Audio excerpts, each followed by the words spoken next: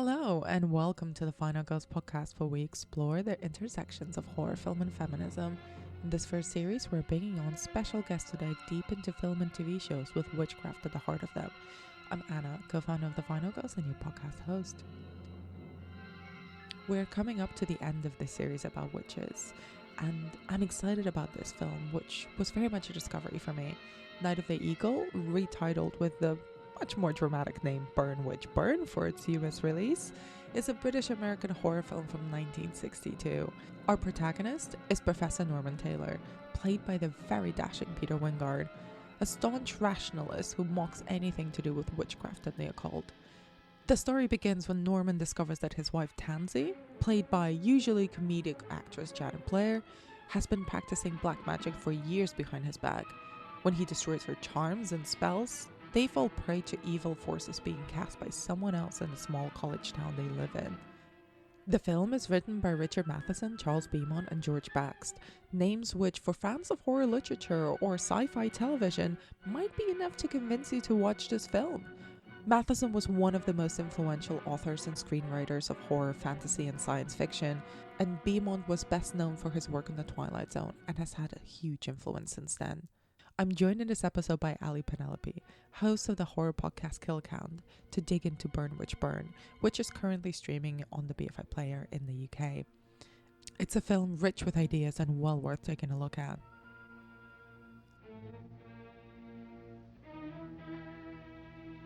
Even today, in many parts of the world, people practice black magic and witchcraft. Charms, amulets, voodoo candles, grave dirt, and locks of hair are believed to ward off evil spirits and spells. You may doubt the effectiveness of these spells, but through every civilization, people have believed in witches. Could they all be wrong? I don't think so. Hi, Ally. Thank you so much for doing this and for coming on to talk about this film with me.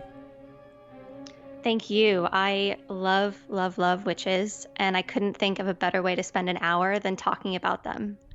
I mean, same. So, kicking off straight away, what is your relationship with this film, with Night of the Eagle, Burn Witch Burn? I think we can refer to it by either title, because Night of the Eagle was the British version of the production, and it was renamed Burn Witch Burn for the American release. Yeah, and arguably Burn Witch Burn is so much better. I mean, I feel like we should only refer to it as that because it's a much more visceral, isn't it? And a lot more fun and in keeping with witchcraft. So I unfortunately had never watched this film before. So I'm really grateful for the opportunity to watch it and think critically about it. However, when I did start to deep dive into kind of the people who are associated with the film, that's when I got really excited because those people I knew.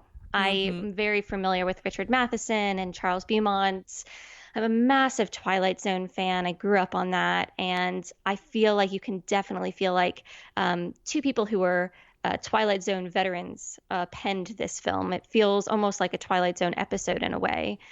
So for me, it was kind of this perfect blend of like the Twilight Zone and early 60s cinema, horror cinema, kind of B-movie vibe. It almost has, it doesn't quite go into that territory, but I'm a big fan of like 60s B-movie schlock, and this had just the right amount of that. So yeah, overall, it was really, really fun to deep dive into it. And it also kind of taps into that 60s obsession with the occult and with witchcraft and kind of the death of suburbia in some ways.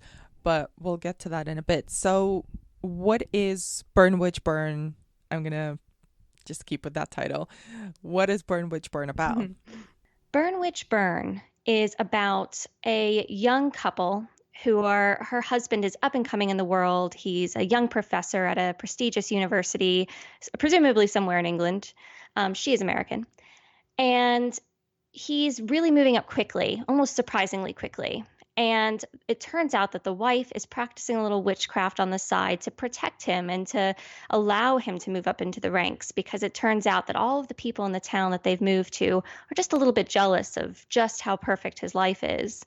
And it's only after he realizes that she is practicing witchcraft and he forces her to practice, to throw aside all of these things and be rational about stuff, that of course everything starts to tumble and go wrong, and all of the good fortune that he's experienced just starts to be stripped away from him. So maybe witchcraft wasn't such a bad idea after all.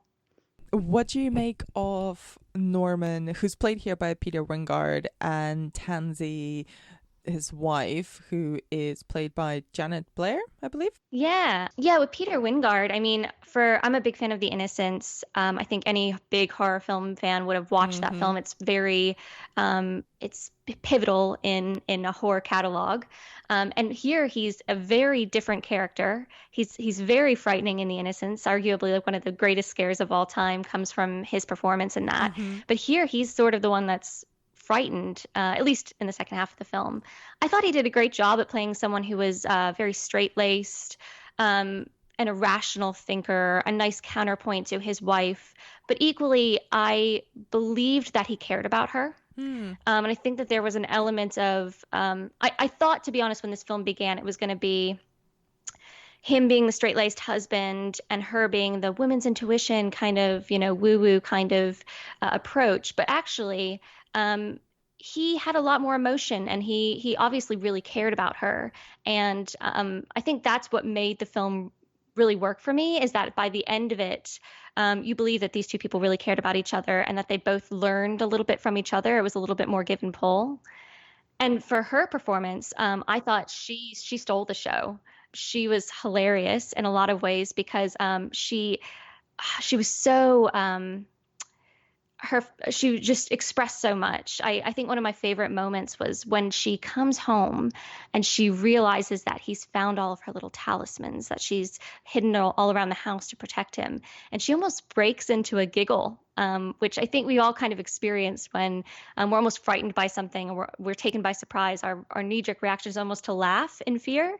So there were a lot of great little moments like that peppered throughout the film that really brought her character to life for me. I wanted to deep dive a little bit into their relationship because I think you're right. It's one of the grounding elements of this film. Like it's one of the things that makes it really stand out to me from other kind of genre films from the era, is that you do actually believe that they're in love and they're in a caring relationship. So what did you make of the way that uh Janet and Peter kind of build that relationship between their characters? Yeah, it was an interesting one because I do feel like there's so much to unpackage in this film, like that's between the lines. So I almost just tried to watch it, just really just taking in what I was getting out of it just from a first watch. And even though I want to be tempted to say, I feel like this is, it's a little bit of a pre-feminist movement film, so I didn't want to go into the direction of thinking, oh, how is this playing out with the relationships between husbands and their wives in the early 60s and Mm-hmm. domestic life in the early 1960s?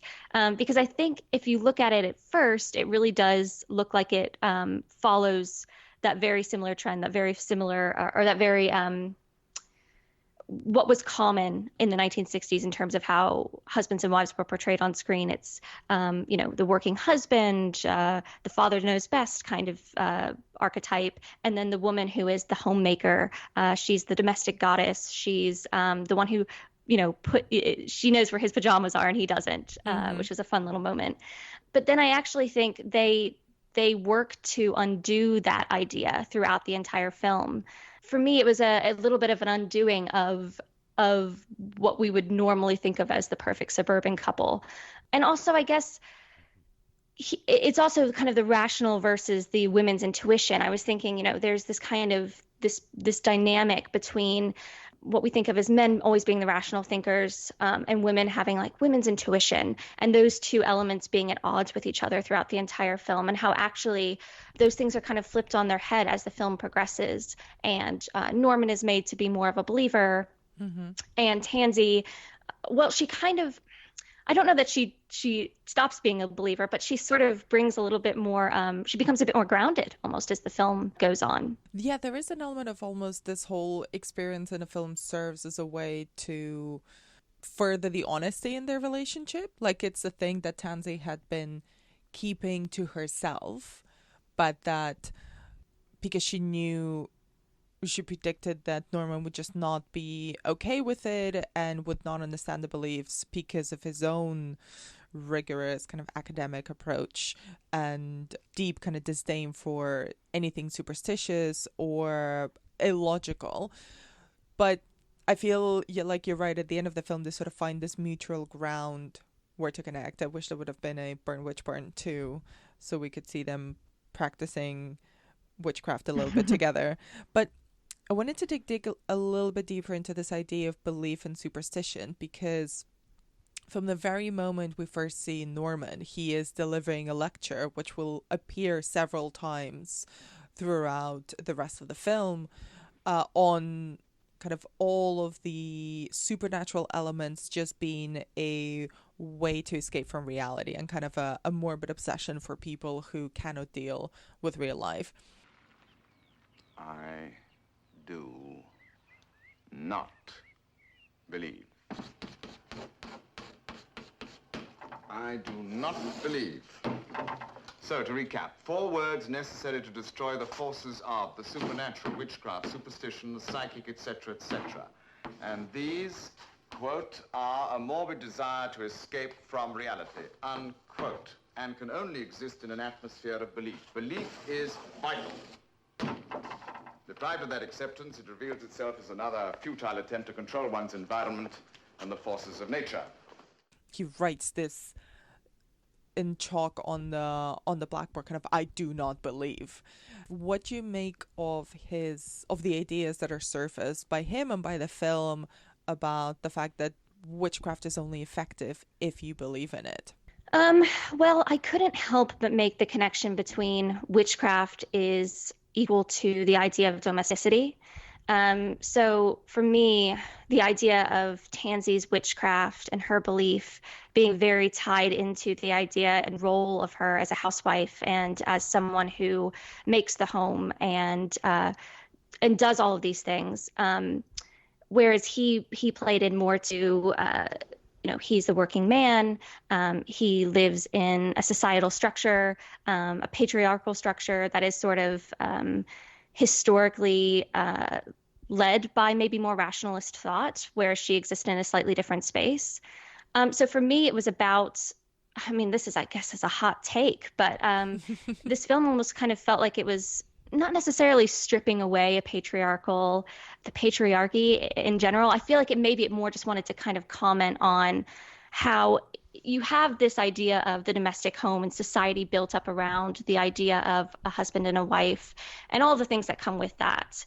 And this film felt like if we threw witchcraft into the mix, it was almost like pulling at that thread and pulling at that thread a little bit and a little bit and a little bit until really you could see just how fragile something like a patriarchal structure that bases itself in realist thought and doesn't allow for imagination or witchcraft, just how fragile that really was and how it could all just very easily come crumbling down. So for me, that's how I interpreted that. Why does it upset you so much to think that there's such a thing in this world as witchcraft? It's one of the oldest religions in the world. It just depends on what you believe in. There's an explanation for everything that's happened. Oh, really? Such tenacity. Any theory, however improbable, wild, and coincidental, so long as it fits into your tidy view of things. What are you doing? What about the accident with the truck, Norman? What truck? Yes, isn't it odd that I should know about it? How does your Aristotelian mind account for that?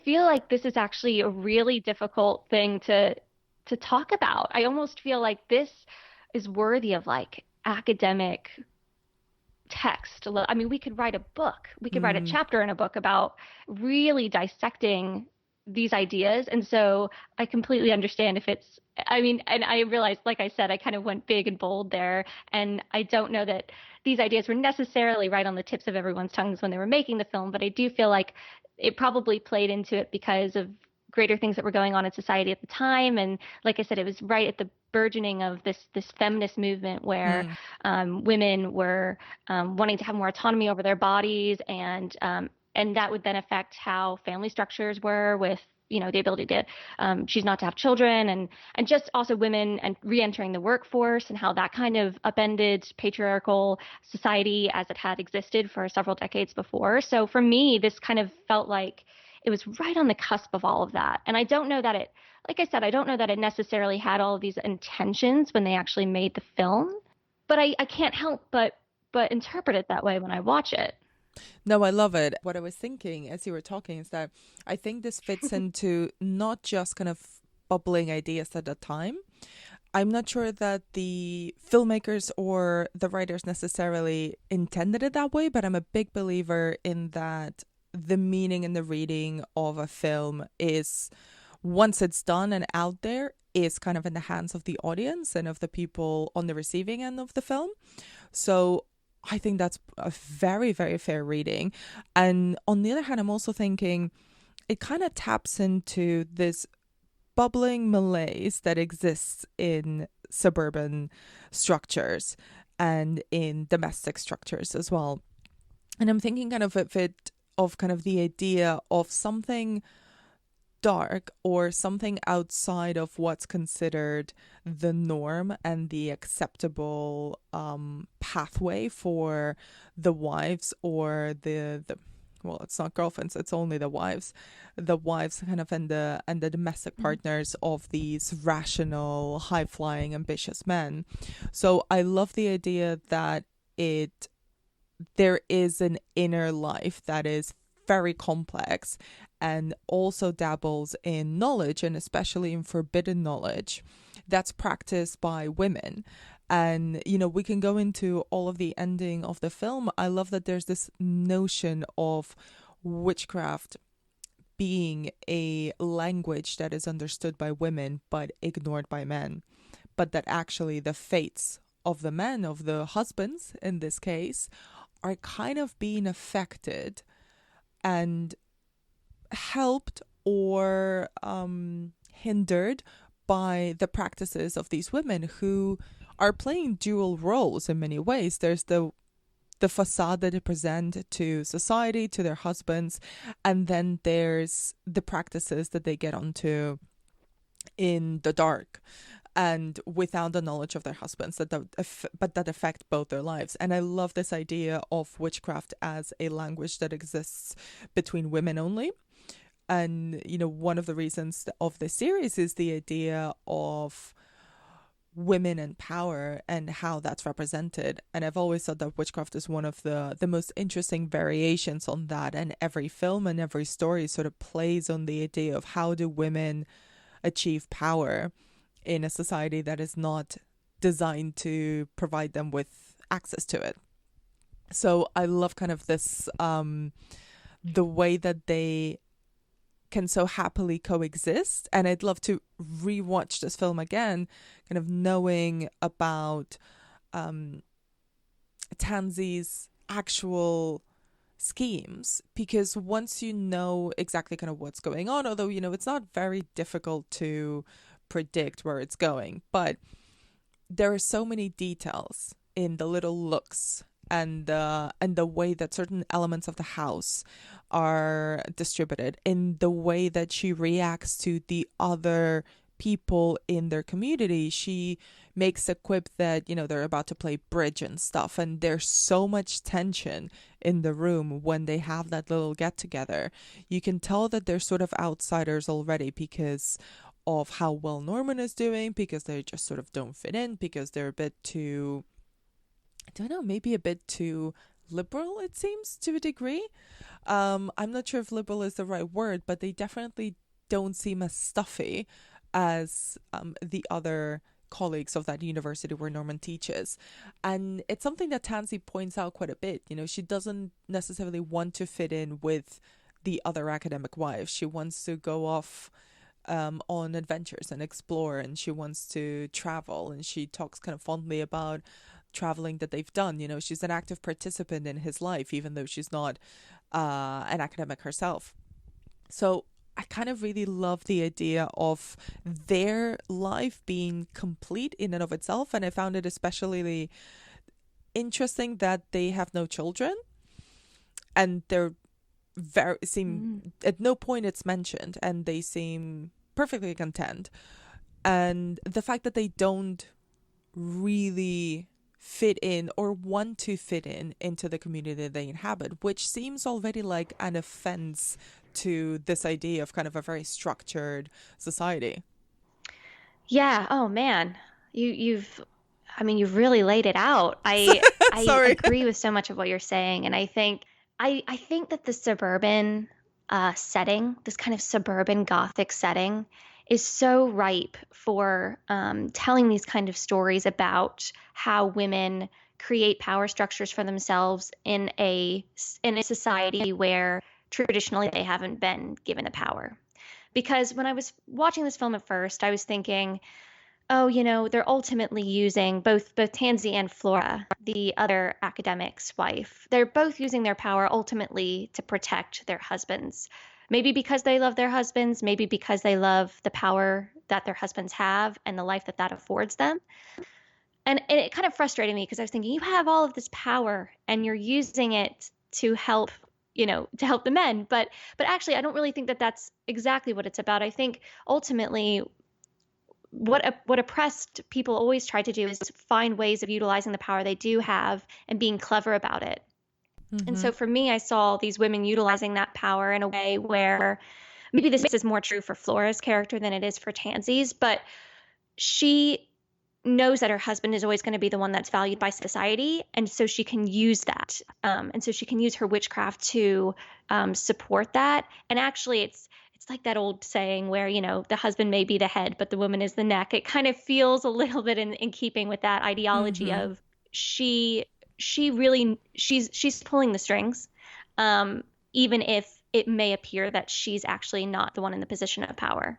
I think Tansy's slightly different, is motivated slightly differently. And I think that might be in keeping kind of what you were saying about them as a couple representing something new. They represent this kind of modern, young, a new generation of people. I mean, I think it's no accident that they're set in the setting of academia. I mean, he could have been a part of any, been a part of any kind of job role, but he's an academic. And I think academia traditionally is very they have a reputation for wanting to be always looking back over their shoulders rather than looking forward, and very much upholding power structures that have been in place.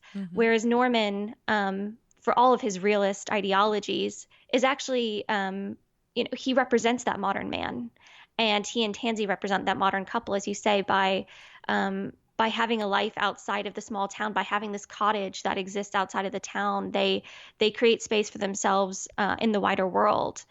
And I can understand why Tansy would want to protect that. I also think that their love for each other, for me, it's not a romance film by any means necessarily, but it was interesting because I really felt like normally we portray, especially maybe in older films like this, we portray the woman as being the devoted wife, but the man as being sort of the distant husband. And in this film, I felt like they could have played to that stereotype. I think maybe in lesser writers' hands they would have. But what was interesting to me is one line that really struck out to me in the film is when Norman discovers that Tansy is using all these talismans around the house. He says, a woman of your intelligence, why are you doing this?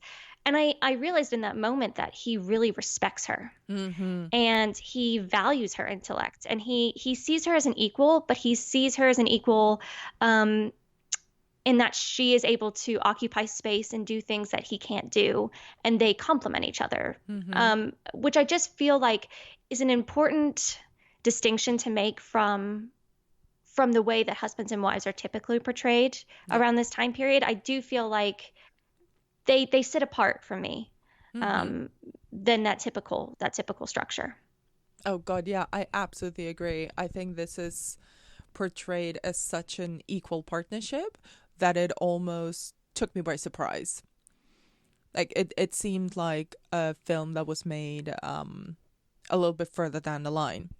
But I wanted to dig into that scene where Norman discovers what Tansy's been up to.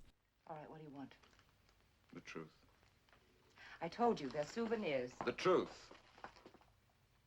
All right. I was trying to use conjure magic, trying to work spells, trying to change the future. That's what you really want to hear, isn't it, Norman? That's exactly what I don't want to hear. Then believe what I told you last night. About one dried-up spider, yes, but not all that rubbish. Graveyard dirt. What do filth you from- want to believe?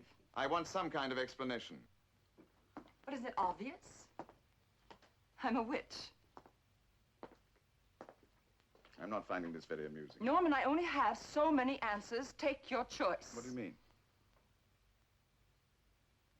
Are you trying to tell me that you've been attempting witchcraft? He discovers all of her paraphernalia, her kind of witchy elements that are, distributed amongst the house. There's kind of a lot of tiny bits sort of hidden everywhere in every nook and cranny and in lampshades and behind doors. So what did you make kind of that particular confrontation between Norman's rational approach to life and what he believes is superstition, but also about what we learn about the type of magic that Tansy is practicing? Yeah, I mean, once again, I can't help but make that connection between using witchcraft as a metaphor for like domestic life. And so I did think about all of the extra things that women accumulate in the act of performing their femininity compared to their male counterparts. So for me, it was like he's going through her vanity and he's pulling out all these little things, and the idea of her having little trinkets around the house. And I couldn't help but kind of think about, I don't know, like, like a makeup or kitchen bric-a-brac or all these things that we associate with women. In that same kind of vein, when comparing them to like the paraphernalia, and then the idea that he was rejecting all of those things, and how upsetting that would be to her. In terms of the actual magic, it's for me, this is the really interesting thing, because I think about how witchcraft is portrayed in films, and for me, that there's kind of two veins you can go down. Mm-hmm. One of them is the witch as an intrinsically gifted person, or the witch as someone who has learned behavior. Mm-hmm. So like Tansy isn't someone she was born a witch. This is a woman who has chosen to believe in something and is practicing it. It's a learned skill. Mm-hmm. So once again, I feel like that kind of ties into the idea of becoming a homemaker, learning how to cook, learning how to do all of these domestic things, like, just pick up witchcraft on the side, mm-hmm. As an extension of that, essentially. It's a side hustle. Yeah, exactly. But it's sort of this extension of her life as a housewife. It's like, she's picked up witchcraft, and witchcraft is an extension of, it can help express all of these things that she otherwise might not be able to, or it helps her navigate society in a way that she might not be able to do otherwise because of the power structures in place. So yeah, the witchcraft there very interesting. I also think it's maybe a little bit, just as an aside, maybe a little bit interesting to the time, because there were a lot of, I hadn't seen Burn Witch Burn, but I'd seen a lot of other films around this time that use sort of voodoo magic or something like that. Yep. As the source of witchcraft in the film. I'd be interested to learn more about why it was that popular in that time frame in cinema. Because I think about like, what is it? I Walked with a Zombie. Mm-hmm. That one felt very similar to me. That one's obviously much more involved with voodoo magic. They talked a lot about Jamaica in this, and there was a lot of traditional Jamaican talismans around the house as well, mm-hmm. which was interesting that wasn't considered part of the magic. And I noticed those stayed up long after he told her to get rid of everything else. But they talk about Jamaica a lot, and they talk about how that's definitely where she picked up the magic that she's learned. And there's one black character in this film, very small cameo from a black character, but otherwise it's really interesting to me that there's these white women utilizing what I think is considered to be traditionally like West African mysticism. I don't know how problematic that is in a 1960s setting. What do you think about that? I mean, I'm kind of there with you as I was watching it, and it's interesting that she even refers to magic. She doesn't use the words voodoo or hoodoo. She does refer to it as conjure magic. And there's a really specific distinction between conjure women and witches. Friend of the pod and friend of mine, Kelly Weston, who is a film critic, spoke about kind of this distinction on a previous episode about The Skeleton Key, which is also a film that attempts a lot and doesn't achieve all of it. But I thought kind of the use of the words kind of conjure magic was quite specific, and I do find it somewhat problematic in the sense that it is these, white suburban women who are, at least in the case of Tansy, who very openly kind of acknowledges when she is confronted by Norman that she kind of learned this stuff, acquired some of the talismans and the skills from a Jamaican practitioner when they were there. And she was very influenced by it. Now, I found it interesting. Now, I find it less problematic the fact that she talks about where she learned that stuff and where she picked it up. But obviously, it's just a hint at a much bigger conversation about appropriation and whether that kind of particular brand of magic or conjure magic even can exist in the same way in this very white suburban setting. I genuinely just don't have an answer to that. I think it's kind of a question, really, for me, is kind of how these films, and I Walked with a Zombie, which you're right came kind of a lot earlier, and then there's also a previous film called Weird Women, which is from the 40s, which is actually based on the same novel that this film is based on, which is called Conjure Wife. And then, you've got White Zombie and other kind of much more problematic films that kind of tap into Caribbean and West African kind of religions and practices and take the bits of them that sound spooky and appealing to a white audience and kind of make them into this brew and mishmash of practices. Now, I don't think that's necessarily kind of what we should expect from a film like Burn Witch Burn. I think this film probably taps into the fact that these academics or kind of these privileged white people who are, traveling around different countries are taking bits of different cultures that are not theirs and taking them with them and appropriating them. I think it probably taps into that a little bit more elegantly than other films do. Maybe because of the writing talent that is behind the film, which obviously is, Matheson and Bowman are two of the, if their names are not familiar, they're two of the most influential writers on what we consider kind of macabre and fantasy and science fiction and all. So I don't really have a necessarily definitive read on it.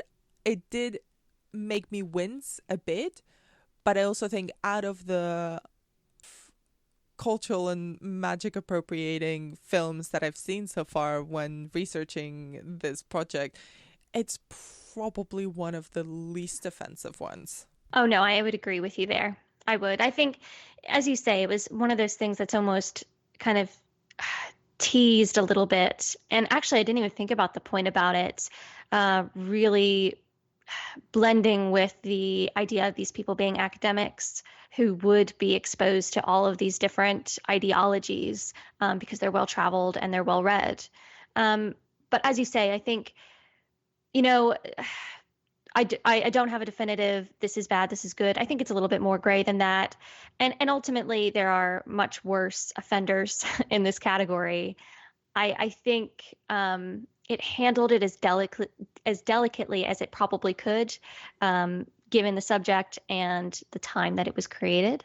How do you think it portrays the relationship between the two witches we meet in the film. So, there's obviously Flora and there's Tansy. For the majority of the film, we're led to believe that they don't know that they're witches. But Tansy does seem to be convinced that there's other witches in their community who are trying to curse or make bad things happen to Norman, which is why she is utilizing magic and charms to protect him and help him along in his career.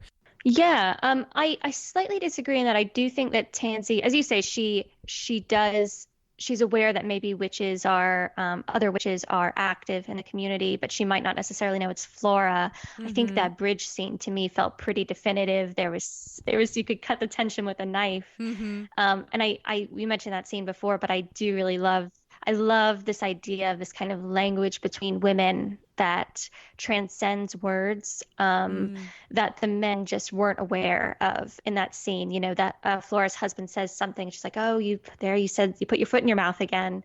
Whereas the women are definitely the ones who are on edge in that scene. I mean, it's shot and it's shot with tension, but I like to think that the only people who are really feeling the tension in the room are the wives. Interesting. And I do think, you could immediately go to the side of, well, it's a shame that these two women have to be pivoted against each other because, of course we're gonna put women, pit women against each other in these scenarios over their husbands. But I think it's actually a little bit more complicated than that. And I also think that these two female characters are just so different and they have such different motivations. And the motivation isn't necessarily, I don't think that Flora likes Tansy, but I think just as equally she doesn't like Norman and she doesn't like what the two of them represent. She doesn't like what, she's frightened by them ultimately. She's frightened by what this new modern couple can represent and how she's very focused on making sure her husband retains his power and in his profession and stays at the top of his game. And I think she ultimately is just motivated by these issues of fear and these issues of power. And Tansy is motivated by issues of love and wanting to maintain the life that she's worked for with her husband. So for me, it wasn't really about these two women hate each other and it's a cat fight and, da da da. And I didn't feel like it needed to be, yaya sisterhood witchcraft where all the witches gather in the schoolyard after midnight. I didn't feel like it definitely didn't need to be that. I just think it was almost like these women existed as individuals and they had autonomy over how they wanted to use their witchcraft and what motivated them to use it. And for me, that was great because it just meant that we had really complex characters on screen. What do you make of the scenes where we see Norman being kind of persecuted by these kind of the effects of the witch's spells? And I thought you mentioned something really interesting a bit early on about kind of the idea that in this film we see the kind of the male lead being the one who is always in danger and kind of always at risk and being constantly persecuted and constantly in fear as well. Like Peter Wingard plays him as a terrified to his core. There's a couple of scenes where his performance is just so visceral, like he looks like he's about to pass out from fear. Yeah, definitely. And I think in contrast to that, Tansy, even though she's in danger in that second half of the film, she is not afraid. She has walked into, she knows the decision she's walked into. She knows what she's coming up against and she's prepared for it because she was a believer all along. And so she knew she knew what she was facing. And I think in his case, it's almost like it was such a juxtaposition from the rational thought that he built his life around and his identity around that it's funny actually that in the scene where after he rescues Tansy from the sea, or she comes out of the sea, she's kind of catatonic, and he takes her to a psychologist or a doctor of some kind. And to me, that scene actually had a level of humor to it, because they're so concerned over her mental well-being, when actually I feel like she was the most sane person in the room. And I think that you feel that way as well, given the way it was filmed and the POV shots. You're very much literally in her head. Whereas he's the one who, if anything, is suffering a mental break, because he's being challenged for the first time. With the patriarchy hurts men and women, right? It expects men to perform in a certain way, perform their masculinity in a certain way, and in no way embrace anything that might be construed as feminine or quote unquote weak. And so I think for this, it was almost like he was unlearning a lot of things. He was learning ways to be vulnerable. He was learning the importance of thinking outside of rational thinking, the importance of embracing intuition, because there's a couple of moments at the beginning as well where he jokingly refers to his wife as his good luck charm. But of course, he's just using it as kind of a throwaway. I think by the end of the film, he wouldn't approach that in the same way. I think he's broadened his mind a little bit, and he's been able to think outside the structures of academia, for example, that he's existed within for so long. Let's talk a little bit about his confrontation with Flora and that kind of big reveal when he figures out who's behind the kind of the brief possession of Tansy and a lot of the bad luck that he is suffering. You know, he almost gets run over or almost gets into a car accident. He gets accused by a female student of assaulting her. He almost gets shot by that student's boyfriend. So a lot of stuff really happens to him in quick succession. When he figures out that Flora is behind it, they have a really fascinating confrontation at the university. What did you make of it? Well, I think that scene was one of my favorite in the film, because I found Flora so delicious of a character, and I feel like we really didn't get enough of her throughout the film. In a way, she's both the antagonist and kind of the comic relief, because she's quite quippy and sardonic. And I love a little bit later on when she's left the loudspeaker PA system on, and her husband says, "Do you know this is playing everywhere?" And she goes, "Oh, well, silly me." It's like, of course she knows. But once again, as we talked about her a little bit before, she knows how to play the game. And she knows that even though she might not, she knows where she sits in a power structure of society. And so she's going to use that to her benefit. And I think this scene is sort of the crux of that.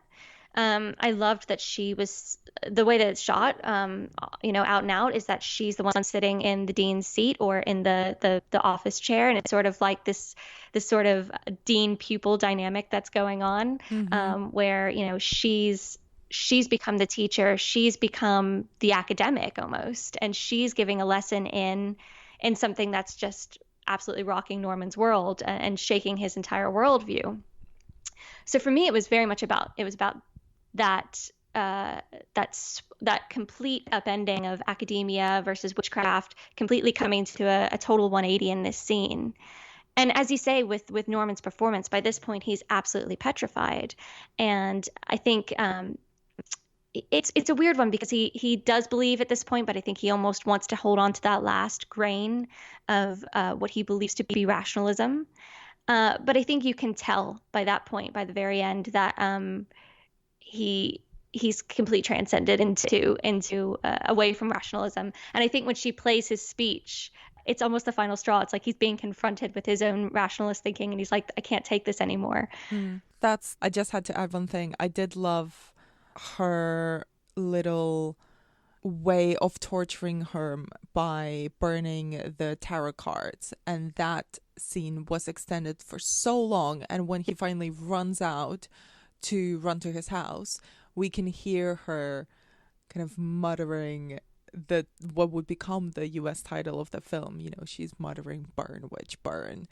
And there's such a kind of sense of competition with Tansy that, again, not necessarily kind of the most progressive of ideas, but I do love it in the sense of competition between powerful witches. I love it as a kind of show of strength, as opposed to kind of competition between women for the sake of. I agree. And I also think it kind of goes back to what I was saying before, where ultimately they're both driven by different things. And what matters to Flora is she cares about upholding the power that she has. She wants to retain that.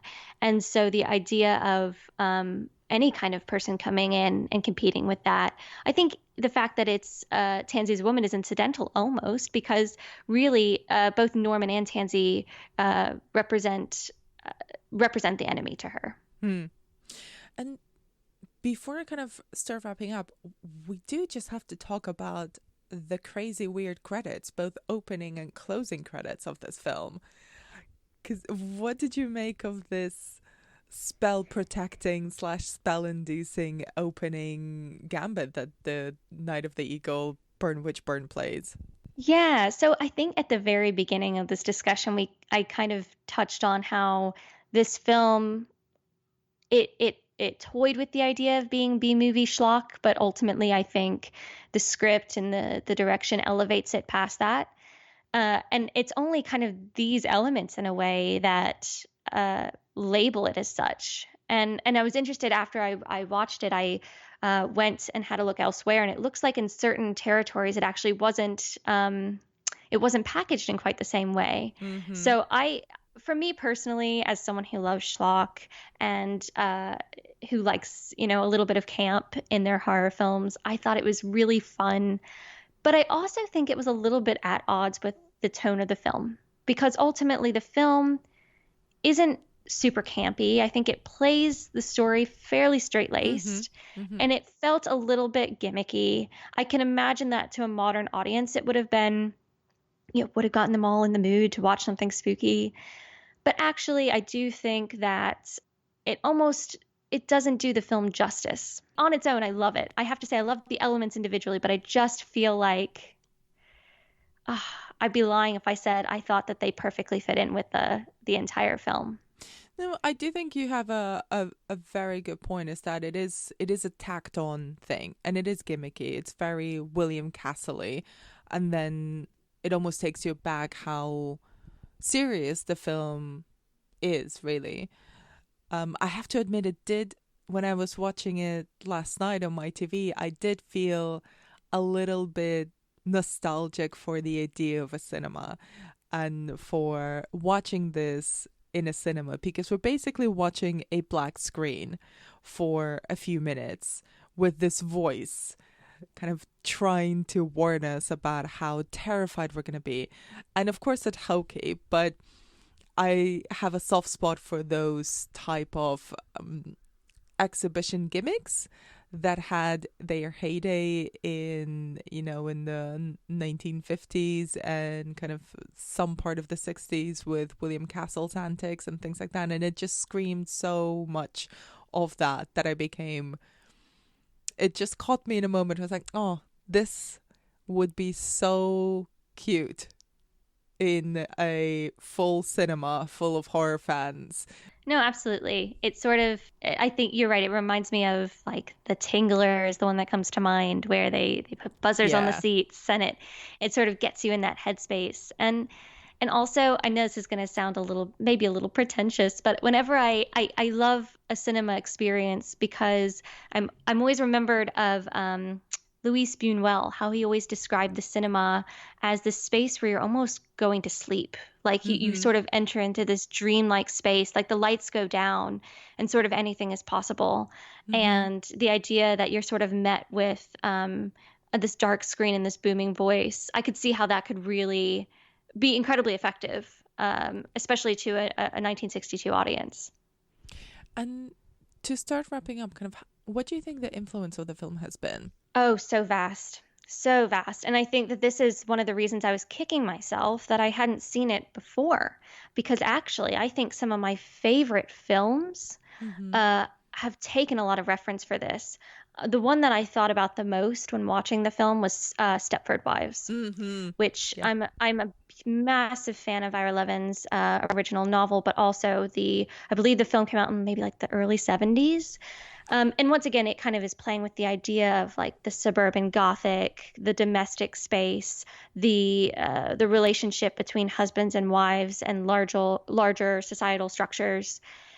So for me, it was, Stepford Wives, it was Rosemary's Baby, it was all of these kind of suburban Gothic films. But it also made me think of something slightly different, which was, it made me think of Bewitched, Okay. which I realize is tonally completely different. But Bewitched came out 2 years after this film did. Mm-hmm.